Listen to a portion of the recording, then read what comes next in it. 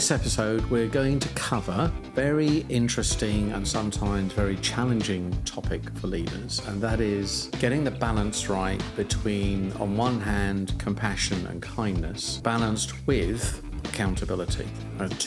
Both of these things are super critical for leaders. But in a world where we're constantly chasing results, we are pushing hard for people to do more with less. Getting that balance right on one hand between being very task focused and then having some compassion and empathy for people is a challenge.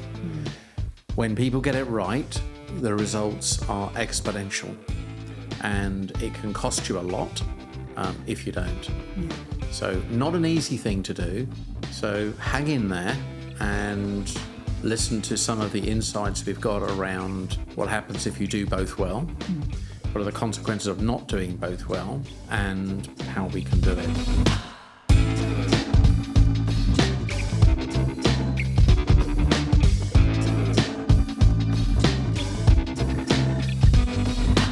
What we're going to do is explore some of the research that supports the case for a healthy balance between kindness and compassion and accountability. We'll look at what happens when either is overplayed and some of the damaging impact that can have in an organisation.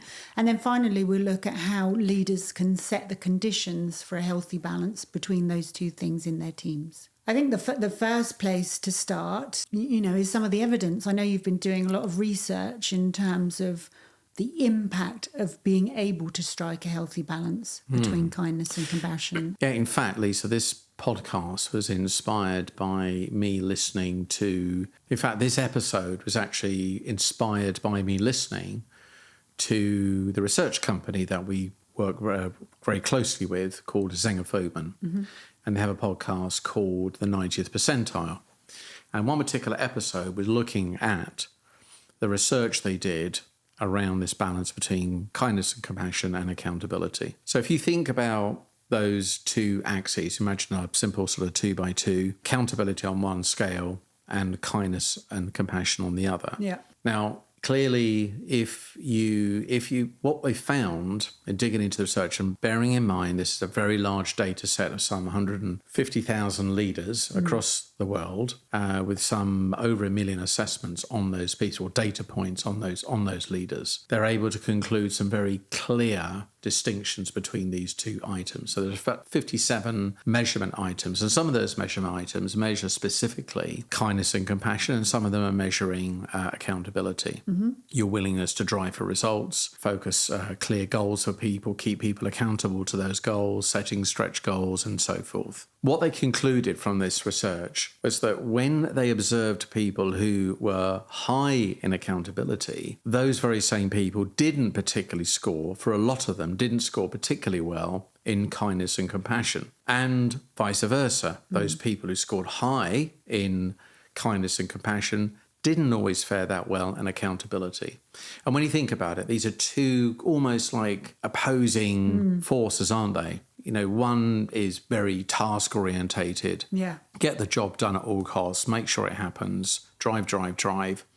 The other is much more people focused, people centric, checking in with people, being empathic, etc., etc. Yeah, and sometimes you would assume that one doesn't necessarily go with the other. No. But the evidence is clear, isn't it? That a balance of the two. Well, can the most important thing about this is that those people who had that relationship, low in one and high in the other, they didn't fare particularly well with their overall leadership effectiveness. It was significantly lower than those people that scored high in both. Yeah. So clearly, if you're scoring low in both, then what you're doing as a leader in the first place, right? But those people who scored both high in accountability and high in kindness and compassion, the results were just like, not just, significantly higher in overall effectiveness. So this is a very interesting insight and shows that certain combinations of competencies together exponentially elevate the leader's overall effectiveness. Yeah. You mentioned having a low score in both, lower quartile score in both has a detrimental effect on performance. What were some of the results that the research showed? Well, there's two key things that Joe Fogman talked about. One, that if you're in a low quartile score in both, then there are two dimensions that impact it. Firstly, interestingly enough, and I found this quite interesting, but the overall scores on satisfaction at work were substantially lower. And secondly, their scores on discretionary effort, in other words, their willingness to go the extra mile, was substantially lower as well. When both of the scores of accountability and kindness so it and impacts compassion discretionary effort and it impacts overall feeling of satisfaction. Well, I suppose if you're not being held to account and the environment is not kind and compassionate, then it's like, what is there? What's the motivation to actually put the effort in and go the extra mile? So what they found in the research was that when you had high accountability combined with low kindness group, had an 8% difference in their discretionary effort. Yeah, it was interesting to see that by holding direct reports accountable to deliver results does actually generate an increase in discretionary effort. That makes sense, doesn't it? But it also created a substantial increase in satisfaction compared to the low group. It turns out that actually people like to be held accountable. Yeah. Because pushing people perhaps a little bit further than they go, we all know what that's like. It can sometimes feel a little uncomfortable at the time, but actually when you achieve something more than you ever expected because you had a good leader who was in effect, you're actually demonstrating kindness in a way by keeping them accountable because they're going to get this great feeling at the end of it. And they're going, wow, I've done something really worthwhile. I would never have believed. Look, think about how many times you hear people achieving great accomplishments talking about their team or talking about their manager or athletes talking about their coach. If it wasn't because of X, I perhaps wouldn't have pushed myself so far. I think as well, it gives meaning to the work and would mean that the work you're doing is important because someone is holding you to account. If no one's really following up and holding you to an account for something they've asked you to do, then did they really need you to do it in the first place? Yeah. Does it really make a difference to the overall goals of the team? And of course, you can see the kind of snowballing effect here is that if as a result holding someone more accountable, they release more discretionary effort, they therefore get more satisfaction. As they get more satisfaction, guess what they do? Release more discretionary effort. But this is focusing on one side of the scale, isn't it? So, is there no downside to just focusing on accountability? That's the emphasis there. But if you're... I guess that's the emphasis on results and possibly a shorter term impact on motivation and discretionary effort. But if overplayed for a long period of time, surely that would increase stress. Okay, to that point, I've got some very, some great examples. There was 2 organisations that I was working with last year. Yeah. And interesting enough, I was working with them roughly at the same time. They're completely different businesses, but nonetheless, I'm working with leaders who are responsible for the motivation of other people. And probably the businesses are roughly the same size, but different industries. When we ran a 360 exercise on the leadership groups, one of those groups had, not untypical, had their drive for results was substantially higher than their, let's call it, people skills, accountability, compassion, kindness. They were real drivers for results. Yeah. Perhaps maybe sort of sales orientated as well, the business.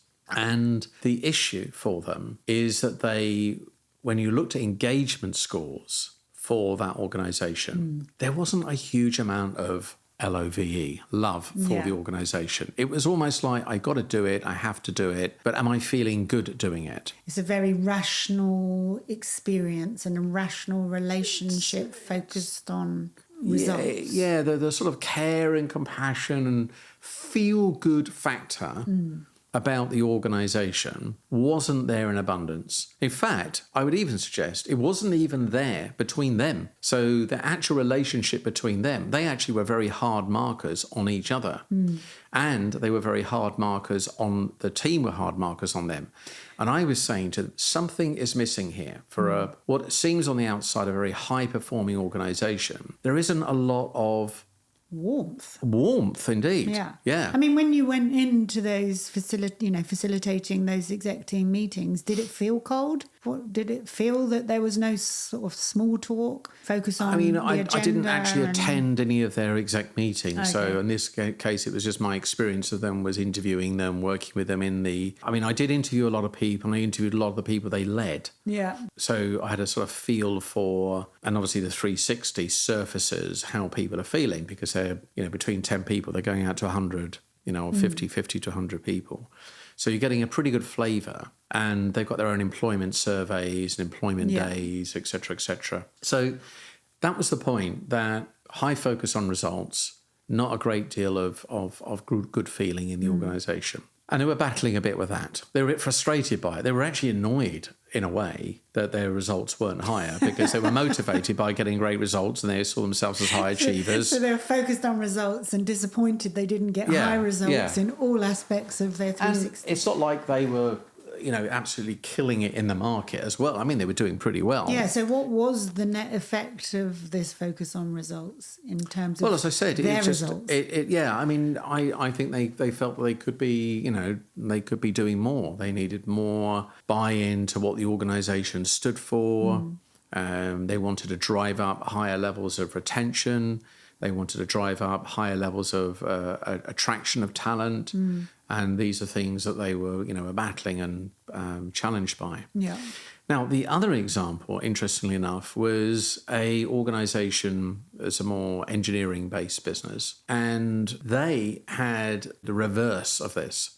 So, and this doesn't happen very often, Lisa, where you do a 360, you look at the aggregate scores, and things like the people stuff, interpersonal, builds relationships, was way up the list, particularly builds relationships. And if you look at the markers for building relationships and high integrity and honesty, they're all around empathy, kindness, compassion, listening, being considerate, taking into account how people are feeling in the business, etc. But their drive for results was really, really low. So they had a lovely time but weren't achieving what they needed to were achieve. they having a lovely time? Actually, no, not really, because, again... Yeah, I mean, what that produces, isn't it, sometimes is artificial harmony. So people just, for whatever reason, which we'll explore in a minute, don't have that desire they don't hold people to account. Yeah.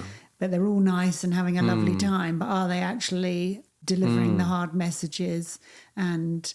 delivering feedback where it needs to be given, and holding people to account does create an artificial harmony where people might go to the coffee machine and actually be thinking, well, what the hell's going on here?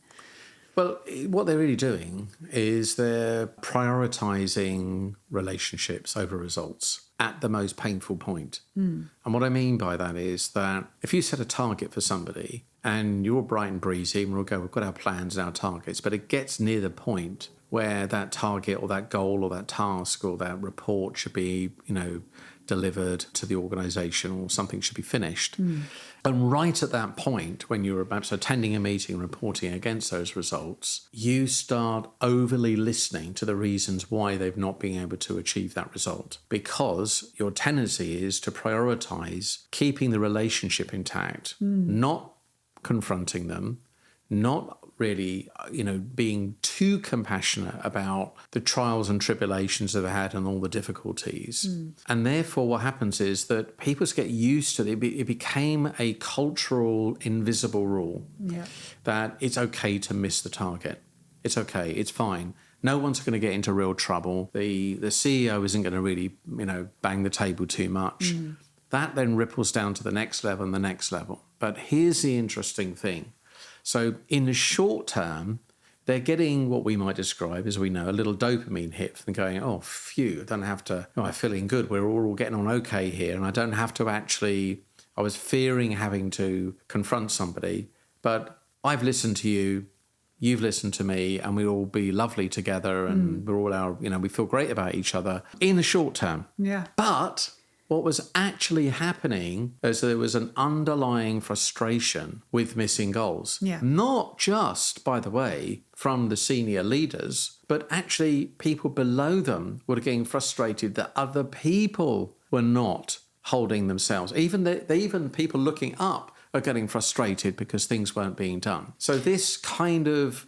But then if people are looking up, it might start with frustration, but then it will end or eventually become a cultural acceptance of weakened standards. That's exactly what happened. It became a cultural norm that it was okay to miss results, but actually the underlying impact of that is it doesn't actually create, as Joe is saying in his research, it doesn't create a strong feeling of satisfaction. The other thing actually that Joe pointed out in his research also, he said that when you give praise, almost artificial praise, making people feel good when they don't actually really have earned it or deserve it, that in itself doesn't actually translate into high satisfaction. No, because the individual will be thinking, well, either I don't really deserve it, or why is he being nice to that person when they haven't delivered what they're meant to be delivering? Exactly. It can be frustrating. Yeah. Absolutely right. Yeah. So the reward for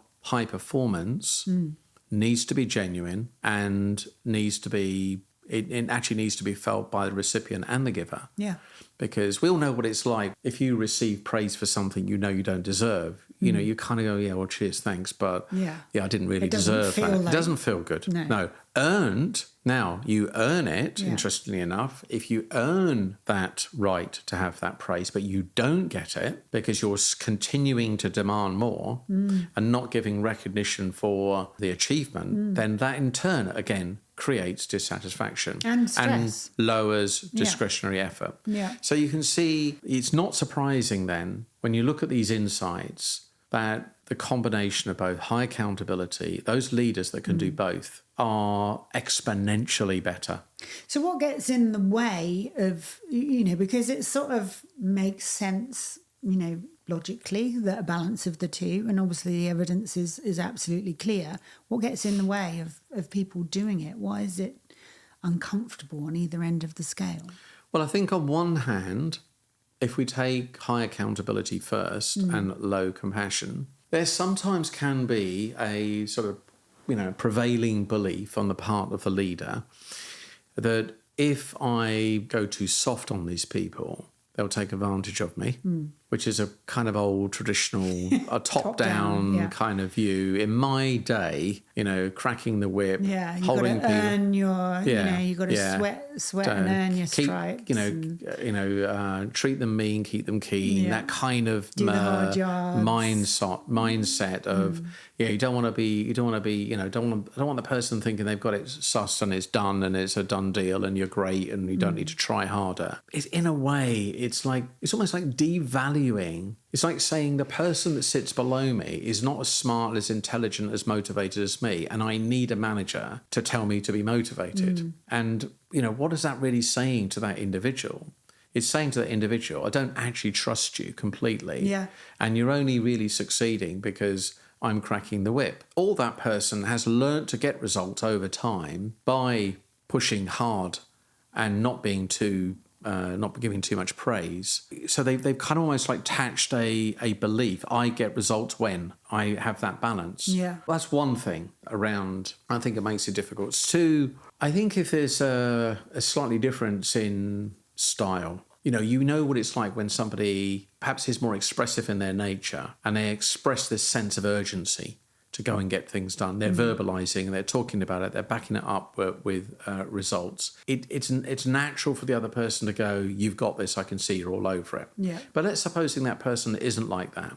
They're more of a quiet achiever. If you're the opposite to that, you'll be thinking, I'm just not getting it. I'm not feeling it. So I'm going to go piling in, rattle their cage, give them push a few buttons, and all you've done is that you've made the other person feel less adequate. They don't feel like giving you more discretionary effort. Yeah. Why should I bother? He thinks I'm useless anyway, so why would I want to disappoint him? But that comes down to, a level of emotional intelligence, doesn't it? And quite often people are promoted into leadership roles because of technical capability, which lends itself more to a focus on, results and or getting tasks done. But leadership positions require, a higher degree of emotional intelligence, which is more the compassion and kindness, end of the scale. And it's sometimes a new side of them that people need to discover and express and put themselves in the shoes of other people in their team and understand how that person operates and how they go about achieving results and what it will take to motivate them. It's not one size fits all just because that's your preference.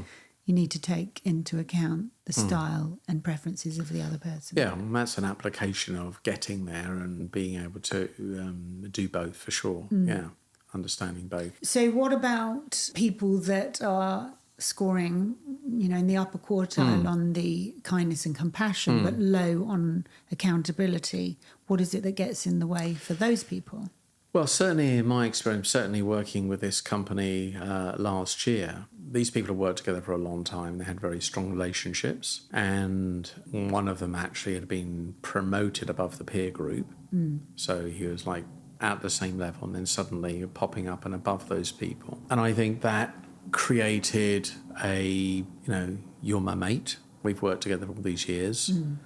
Do I feel comfortable suddenly becoming your boss and telling you what to do and holding you accountable? And I, as the recipient of you, who previously was my peer, do I feel comfortable in taking it from you? So there needs to be, in this instance, there needs to be a little bit of a reset. I mean, this is slightly different because I'm talking about a specific situation of someone being promoted above. But in that situation, they needed a little bit of a reset and what the working relationship's going to look like. An honest conversation. An honest conversation about it. Yeah.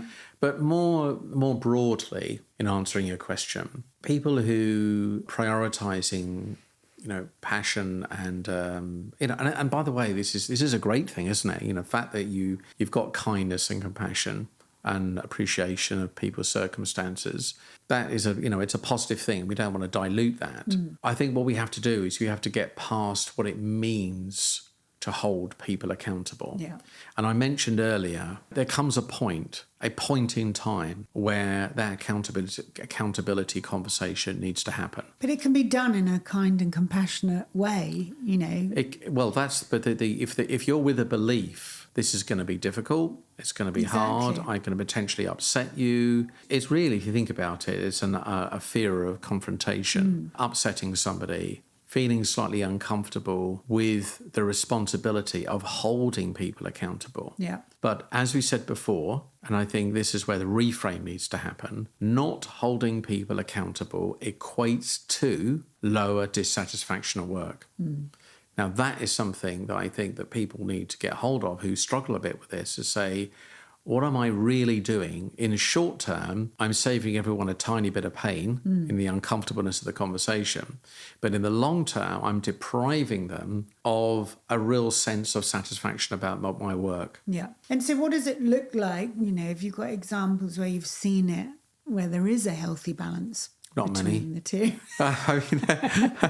I jest a bit. But yeah, there are examples. And I do think it's something that needs to be worked on. You have to be very intentional about it. I think one of the easiest ways of doing this is actually communicating in advance to people what the non-negotiables are. Well, agreeing them people. Ways of working. Yeah. What does it mean? So you could have a conversation around, which I attempted to do with both these organisations actually in different ways. What would it mean, like with a more high accountability organisation? So what would it mean for you to be more compassionate?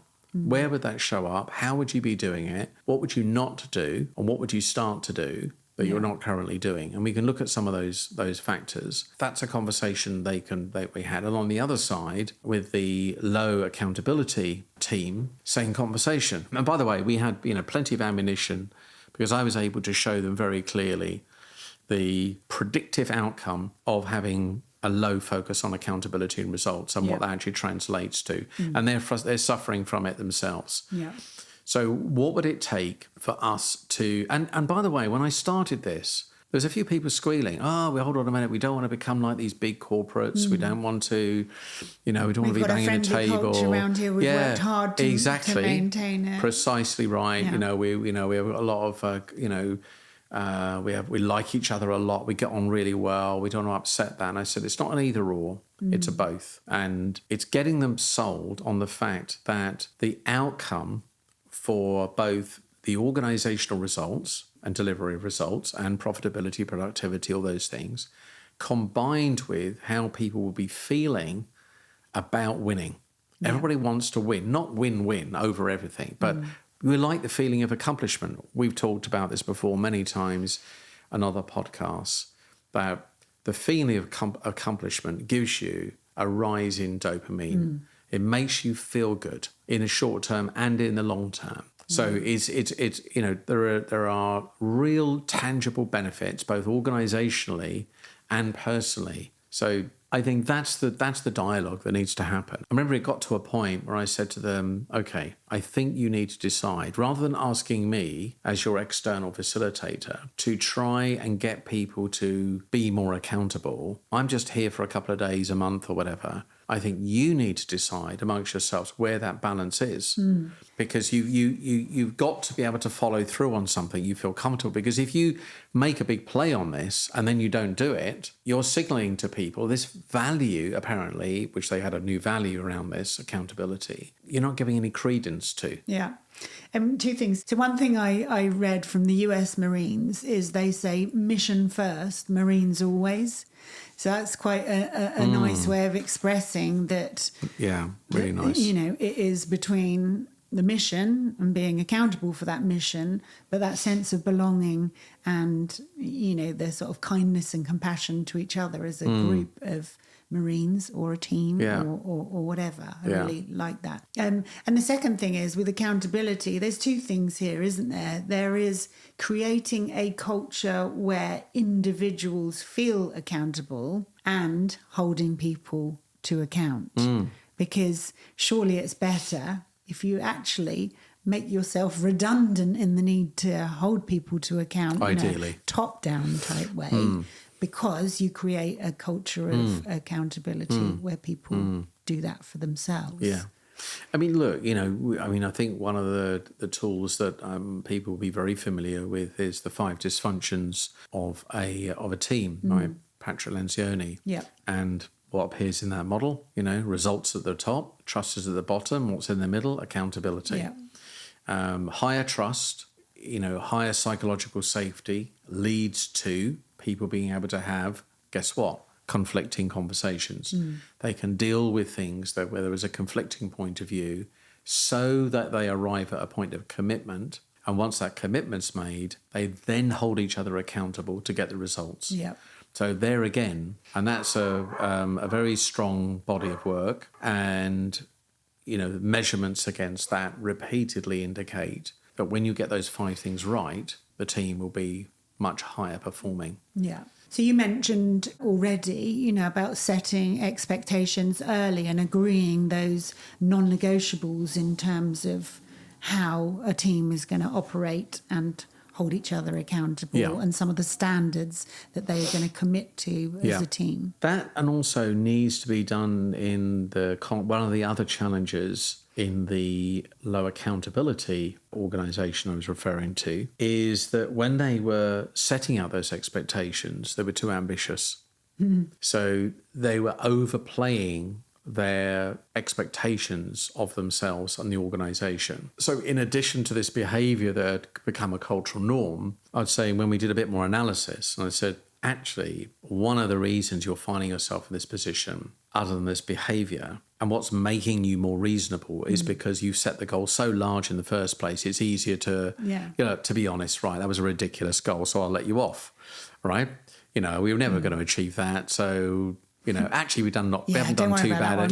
Exactly. So what I was saying is that let's get very clear on all the tasks and all the projects you've got.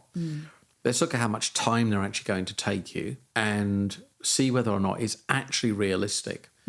Because one of the things also was happening is that people were actually being pushed too hard in a converse. I know it sounds like contradictory here, but in terms of having to work longer hours, people not taking holidays, but never still achieving the result. Yeah, so that just becomes demoralising, doesn't it? Well, and then because you feel demoralised, someone feels sympathy for you. Yeah. Do you see where there's a vicious circle? I think there's two things in terms of setting expectations and agreeing the non-negotiables. There are the task-focused ones, but there's also the behavioural focused ones.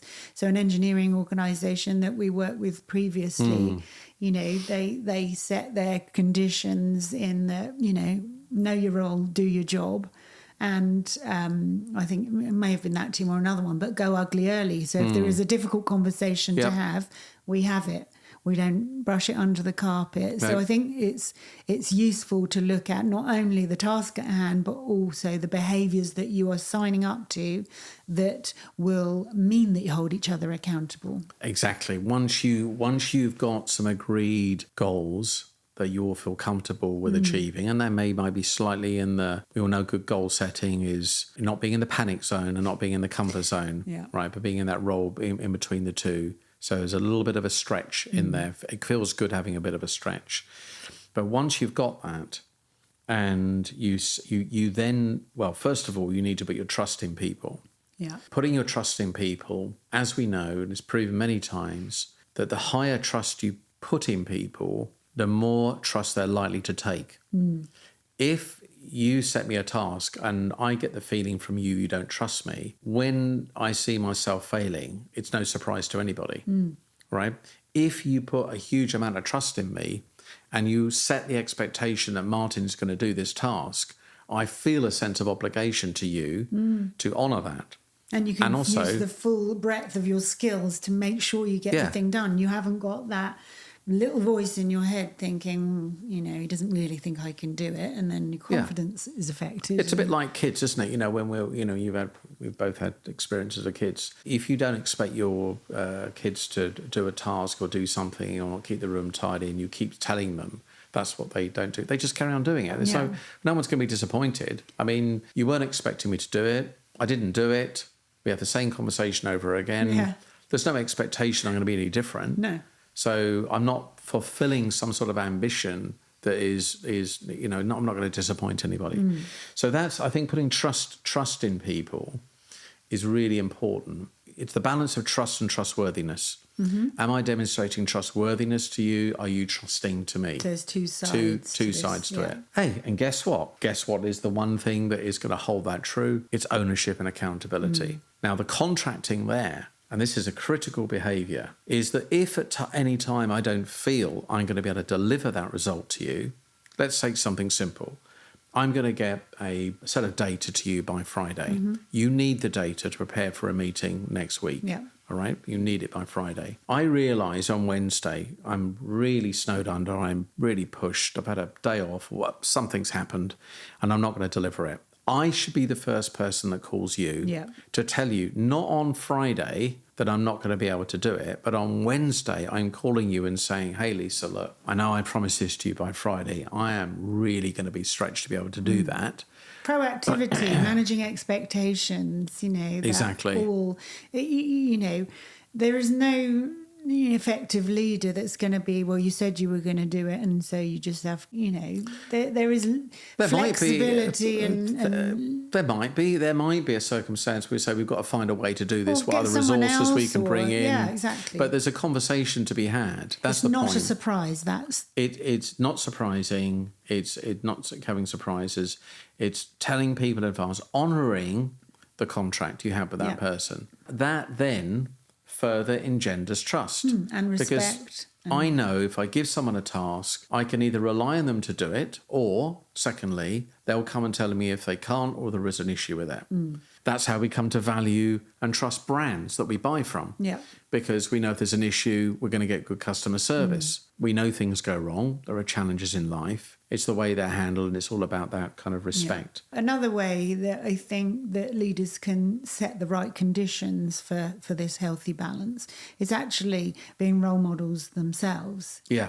So delivering on the things that say that they are going to do, having quality conversations, creating an environment where there's open and honest feedback, where they are seeking feedback in terms of their own performance, but also obviously having those open and honest discussions with their team. You raise an interesting point here, and I was talking to the leader of this organisation recently, and he said to me that I realised that part of the issue was the fact that I was missing targets, and I needed to make sure that I was not overcommitting myself to things. One of these classic kind of leaders, lots of ideas, lots of possibilities, throwing lots of, he would say something to somebody in the spur of the moment, what seemed like, just a kind of throwing around an idea, and they would take that as an instruction that they've got to go and do it. So he was aware of that behaviour, and he was also aware of the behaviour that he was perhaps overcommitting himself, and he needed to be exemplary in demonstrating, as you say, role modelling to other people what it looks like. So what happens here is all of this leads to people feeling more motivated. It's a bit like when you're winning the game of life, whether it's exercise, losing weight, achieving a goal, hitting a sales target, getting a project on time, the closer you get towards that feeling of we can do this, discretionary effort increases. Yeah. You go, right, come on, let's push, we can do this, we can do this. If you're so far behind, it doesn't seem to matter. Or if nobody is holding you accountable and you don't know how far you are behind, or you don't think that the other person really is going to bother about it anyway. Yeah, or if there's inconsistency, some are, some It's just aren't. human behaviour. Yeah. You aren't going to bother. Yeah. It's the classic thing, isn't it? What gets measured gets done. It's that. So I often talk to leaders about, set your expectations, but inspect against what you expect.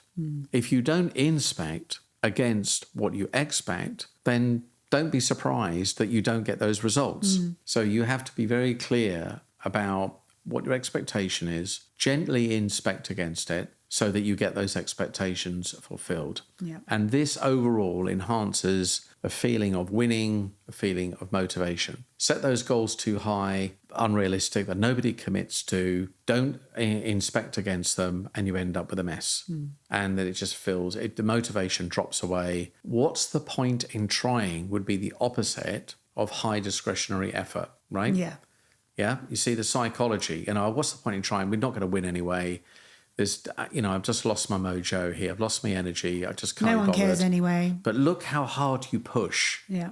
When you're within reach of the finishing line, and metaphorically someone is just ahead of you, you think you can get closer to them or even beat them to get that, metaphoric gold medal. And that you are rewarded and praised and there's kindness and compassion in the process. So what does this all lead to? Actually, what it does, it leads to a continuous improvement culture. It leads to a culture where people feel more comfortable giving each other feedback because they know why they're doing it. And, giving feedback helps people achieve the goals to help them get there because we all want to get there. You can see how one behaviour then triggers another. People feel effort is valued, so they will be more motivated to deliver that value through their efforts. And they will ask for feedback as well. If they're getting behind or need some help, they won't see it as a negative. They'll say, look, there's a famous clip by the Ford Motor Company CEO. Alan Mulally. That's it. Yeah. Alan Mulally. Well done. And he was talking about this example where he took over the company. They're losing like £1 billion a month or some crazy amount. But they've got this red traffic light system and everything's green. And he said, well, how can it all be green for losing £1 billion a month? But the last leader hadn't made it safe for people to put their hand up and say something was amber or red. And his point was, the punchline is that we're all accountable to the result. So therefore, you're not red, the problem is red. Yeah. And if the problem is red, it's best solved by the team.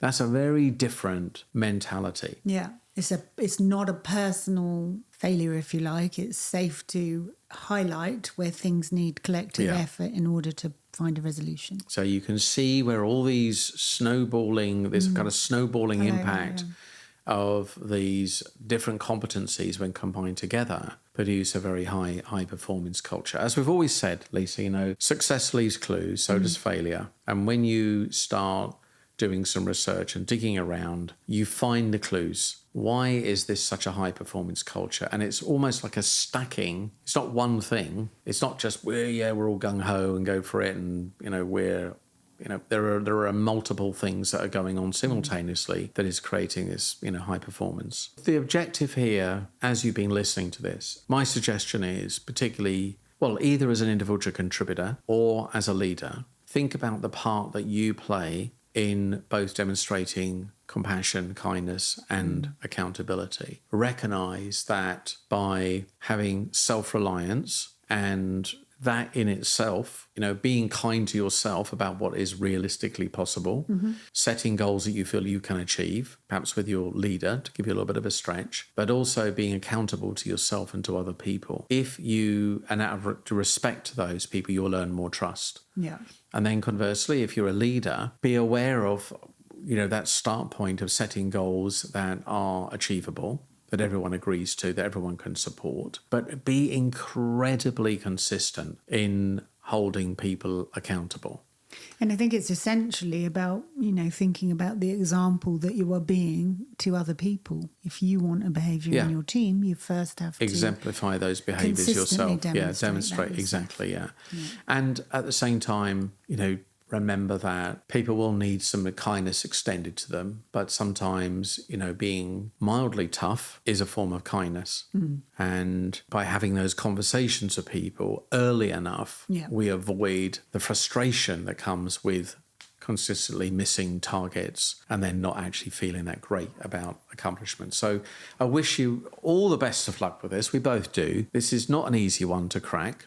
And as I said before, that the research indicates that the combination of these two isn't that as frequent as you might expect. So it's something we tend to have a propensity to be good at one or the other.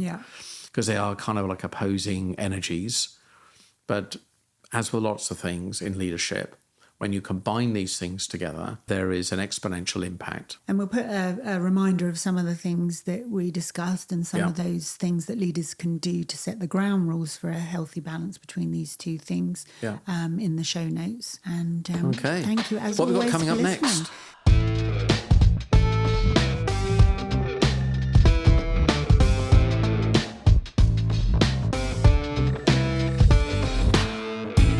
So next we have an episode on the elusive work-life balance. Ooh, is it a myth or is it a matter of mastery? Let's find out. Yes, absolutely. Look forward to that one. Okay, until then. Goodbye. Goodbye.